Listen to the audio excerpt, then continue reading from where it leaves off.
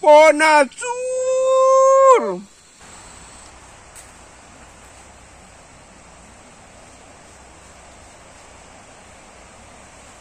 Oh, alhamdulillah.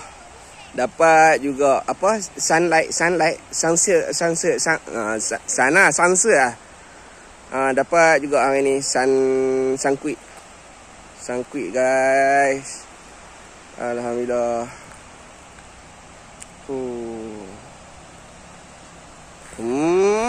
Ni. Ya, malam terakhir kami di sini.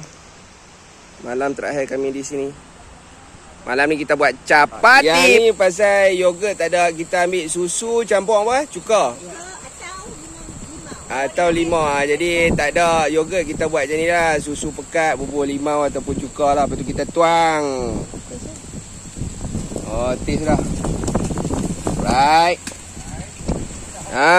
Okey dah bubur dah. Garam, gula. Garam kena guna garam kasar. Okey, kita bagi ubi masak. Ubi masak maknanya kita boleh angkat. Keema daging Pakistan modified. Yogurt tak ada. Rumah dalam ke?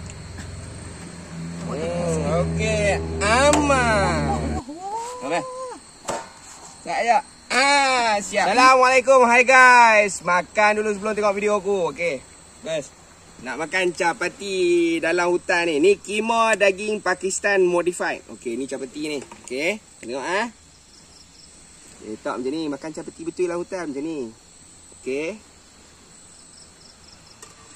Okey. Tak nak tau. Tak ni tak ni. Okey, kita tengok.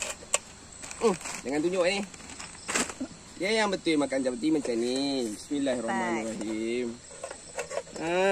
Macam ni. Ambil. Macam ni kita buat wrap. Okey, bismillah. Aku minta maaf makan depan hampa tu.